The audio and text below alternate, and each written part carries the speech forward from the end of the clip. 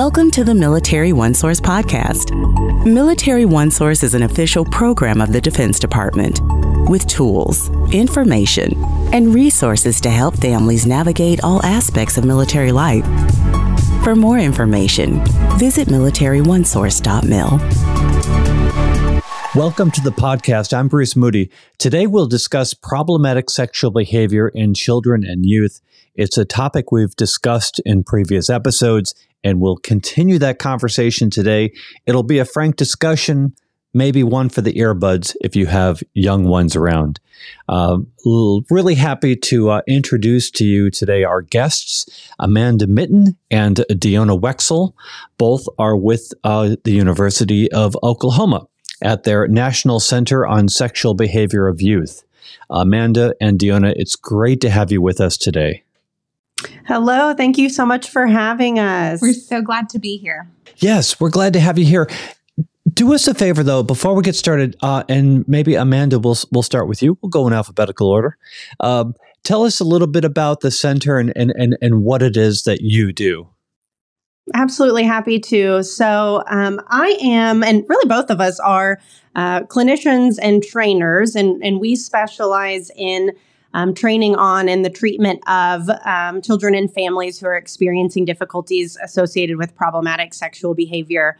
What I think is really special about the National Center on Sexual Behavior of Youth, or NCSBY, as you'll sometimes hear it referred, is it is an international center that really specializes in this very unique population that many people don't have a lot of resources or information on. And our goal through NCSBY is to provide both professionals as well as families, youth, anybody that's caring for children with problematic sexual behavior, many resources that they can utilize to best help this population. Dionna, anything that you would add? There are also some great resources for families who have not yet met a threshold of problematic sexual behavior. So just as we know that youth and children are sexually developing, resources for those families as well. Well, great. It's good to be talking to you about this topic. Let's just get some definitions that will really help us with this conversation. So how are we defining problematic sexual behavior in children and youth? This is a great question and wonderful to review. It's also been discussed more in depth in previous podcasts and recently in a podcast by our colleague Andrew Monroe. Shortly, problematic sexual behavior, or PSB, is a behavior that involves private parts that most professionals would consider problematic or outside of the typical range for the age or situation. So is there a line there? I mean, are we talking about illegal behavior? Problematic sexual behavior falls on a spectrum or a continuum that starts with typical sexual behavior, moves into more concerning to problematic, certainly to illegal sexual behavior as well. Okay. All right. And there is a stigma around PSB, problematic sexual behavior. We'll try to avoid the acronyms, but problematic sexual behavior in children and youth comes with a stigma. Can you explain that and explain why it exists? Absolutely. I really appreciate you bringing up the stigma associated with this type of behavior. I think it's really important that it is something that we talk about. I also want to communicate to folks who are listening to just normalize people's reactions to hearing that a child has demonstrated problematic sexual behavior, or that their own child has themselves engaged in problematic sexual behavior, because it can be very scary, incredibly nerve-wracking, shocking. It may even lead the person to have very difficult thoughts about themselves as a parent or a professional, or questioning how they got to this place. I think the stigma surrounding problematic sexual behavior can really be driven by a number of factors. Cultural factors, religious factors, those factors that are built in really family values and beliefs, but also the nature of problematic sexual behavior, really involving parts of the body considered to be private, kind of increases that sensitivity as well. Unfortunately, there continue to be many stereotypes maintained about those long-term impacts of demonstrating problematic sexual behavior and connecting those to adult-initiated behaviors, which is really much different. There's a significant amount of research that's shown that there's really no correlation or connection between a youth with problematic sexual behavior developing sexual deviant behaviors into adulthood. In fact, when children are labeled as perpetrators, predators, or even mini pedophiles, these labels can and do have an adverse effect on their self-esteem and feelings of self-worth, which I think was also mentioned by our colleague, Mr. Monroe, in his episode Yeah, as well. absolutely. We spent a whole episode on that. Just the labels that you use when you're talking about a child. And I don't want to rehash the whole thing, but one of the things that really stuck with me in my conversation with Andrew, and maybe you can just briefly touch on this, and we're definitely going to get into this later in the conversation, but there's the behavior, but then there's the child. And really, you really need to look at the child and the behavior in a way that the child's behavior doesn't necessarily define the child. Do I have that right? Absolutely. I think it's incredibly important that we separate the behavior from the child and always think about this child as a child first.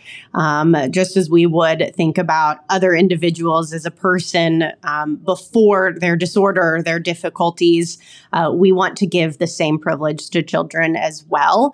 The good news about behavior problems and what we know from the research with problematic sexual behavior is that it is an incredibly treatable level of behaviors. It's not even a diagnosis. I think that's really important to remember too, is these are behavior problems that can be treated with appropriate intervention, and a lot of evidence to support that when done so, it dissipates, it goes away, and we don't see these things coming back up again. And so ultimately, really, they are kids who have developed these difficulties for a variety of different reasons, but still children.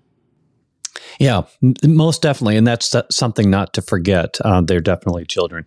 But when we look at the behaviors that you referred to, what are the degrees of problematic sexual behaviors that you see, that you treat, that manifest in youth?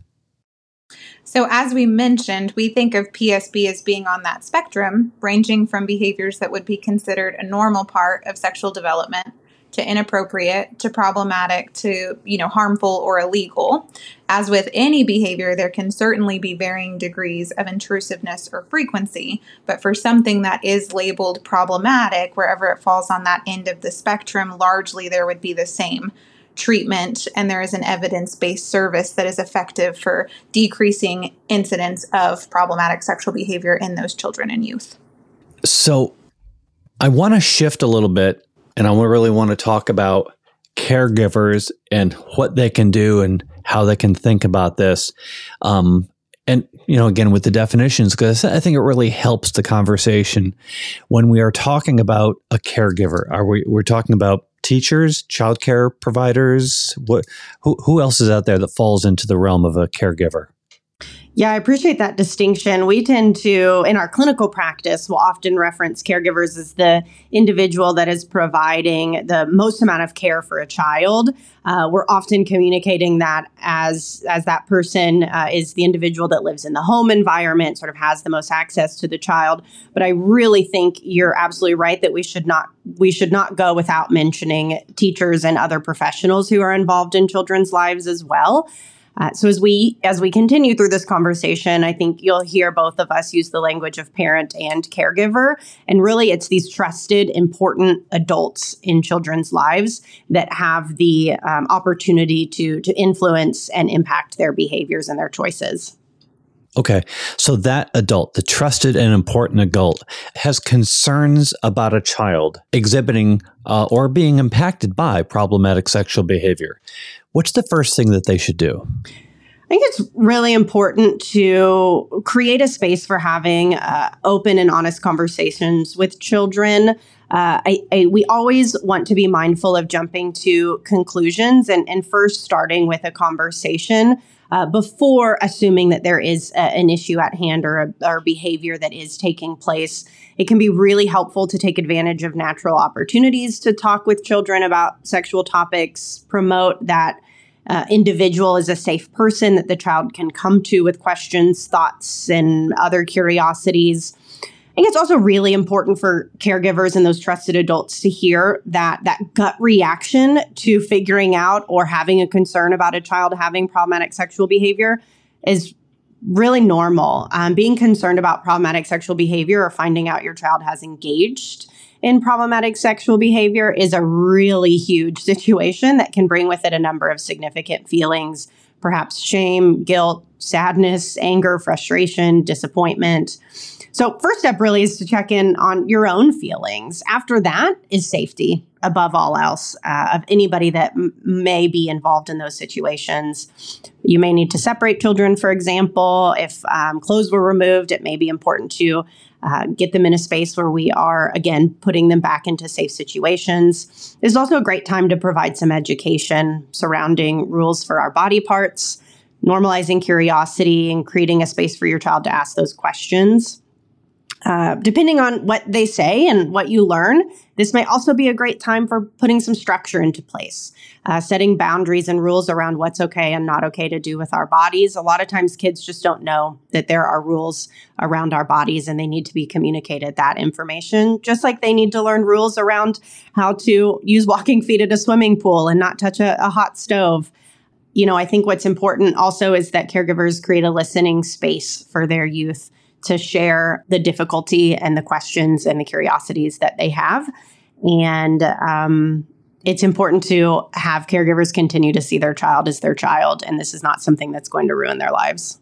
So you do mention that really the first thing to do, if the situation requires it, is to put them in a safe situation. But beyond that, it does seem like you're saying that a gut reaction is probably not the best move, but kind of catch your breath, catch your thoughts, and then move forward. Is that accurate to say? Yeah, I think that is accurate, Bruce. Absolutely. That, these behaviors, if you're finding out that it's happening with your child or your child is having these behaviors, can be really scary. And we all know that we sometimes have big reactions when we're scared or frustrated or worried. And so making sure everybody's safe, of course, as you said, is incredibly appropriate and should happen.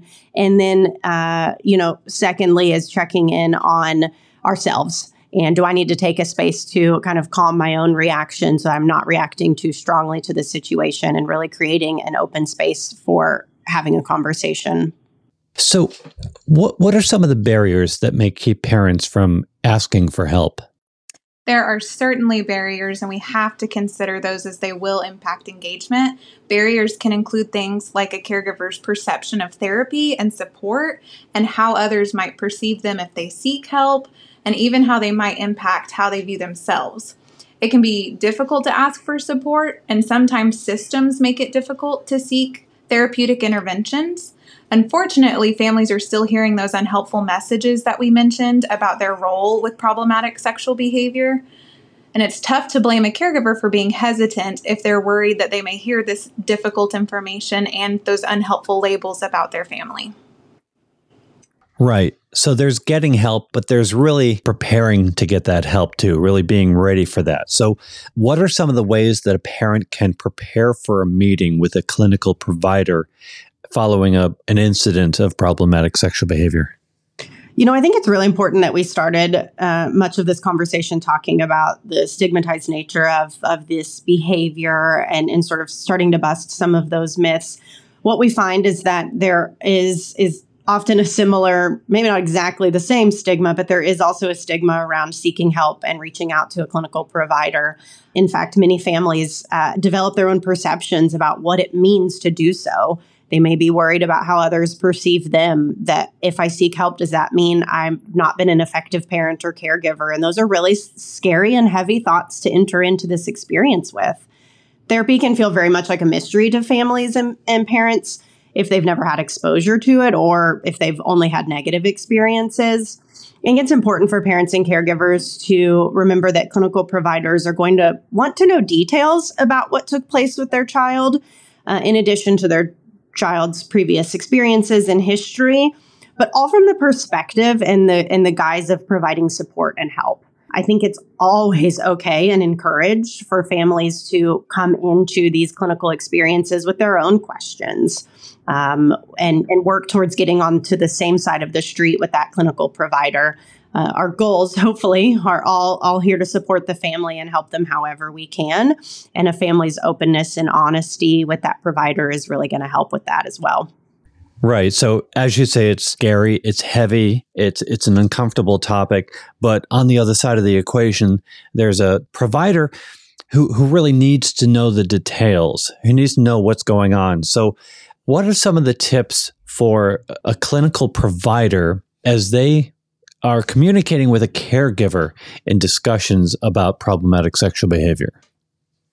So step one is always validation. It's so important for caregivers to hear from us that we hear them, that we're listening, and that we're willing to support their family. When you look at the research on family engagement, it supports that the first encounter with the family is one of the most important. And some strategies to remember during that time are clarifying your role with the family, helping them understand what therapy will look like and who will be involved in their therapy, and also giving them the opportunity to share their previous experiences with therapy, whether good or bad. It's so important for these clinical providers to praise caregivers on just being present and working to empower them as the expert on their child and their family. The research also supports that families should leave their first appointment with at least one resource or idea that they can implement between that initial appointment and their next session. Oh, that's really interesting. So are there any strategies used by caregivers that are producing positive results? Yeah, I think it can, this reminds me of the question you asked around step one, really needing to catch our own emotions and check in with how we're doing and remaining calm during those moments in which you've identified that your child is demonstrating inappropriate or problematic behavior. I think that continues to really be something that can produce those positive results as well. We know that children are much more open and responsive when approached with a calm and non-accusatory demeanor. And having that open door policy about them being able to come to their parent or their caregiver with questions and concerns and information. We know children are seeking that information in a lot of different areas, including the internet and their peers. And we also know that those areas do not have all of the accurate information.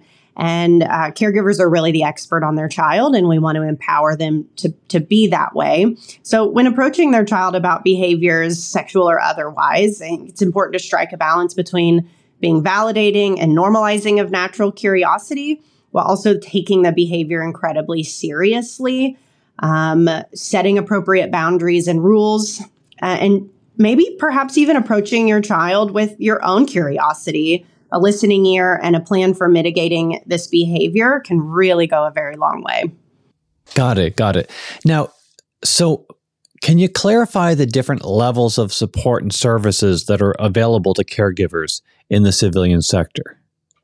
There are a number of resources available on that National Center on Sexual Behavior of Youth website that we've already mentioned that can be used by anyone who falls really anywhere on that spectrum that we've discussed, even prior to behaviors becoming problematic. If a behavior has been deemed problematic, the family should be connected with outpatient evidence-based services that can really happen in either a family or group format. And those services will provide support to both the child and the caregiver throughout treatment. Yeah, you mentioned your center's website, and we have a link to it in the program notes for people to read more about. This is an incredibly important topic. Can you give us a sense of why it is important for caregivers to stay engaged with what's going on in a child's life? Absolutely. I love this question. And first, I'll answer from a therapeutic perspective. What the research has actually shown us time and time again is that caregiver involvement in therapeutic services is far and away the number one predictor of change in a child's behavior. Caregivers really serve such an integral role in supporting a child's behavior, both inside and outside of therapy. I'll sometimes joke that, we get the benefit as the clinician of being with the child for, an hour and a half a week, but the parent and caregiver is with them all those other hours. And really, as the clinician, we're working ourselves out of a job.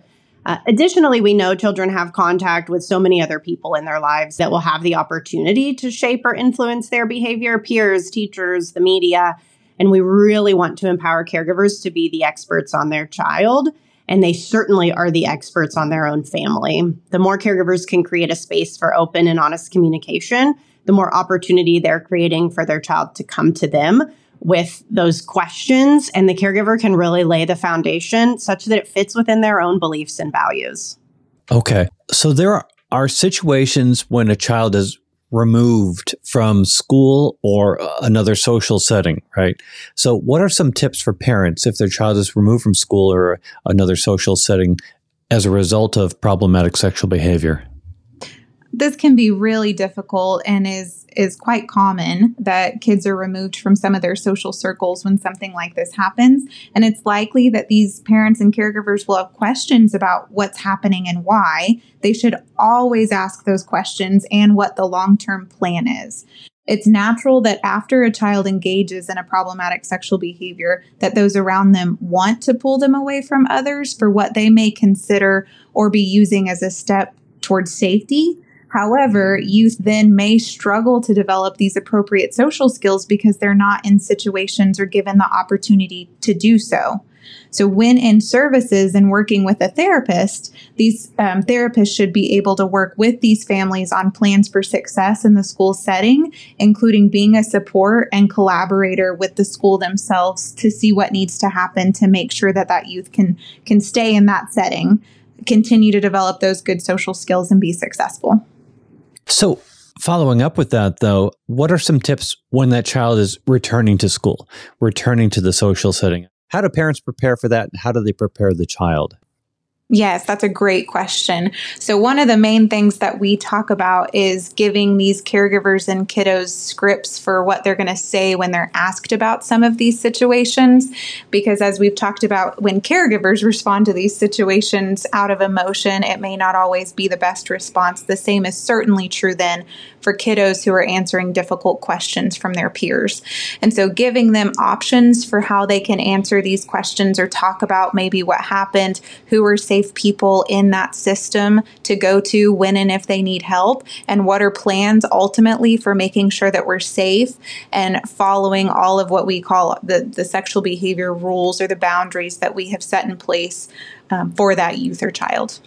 You know, this is such an important conversation. And as we've talked about, these are children. They're not the labels.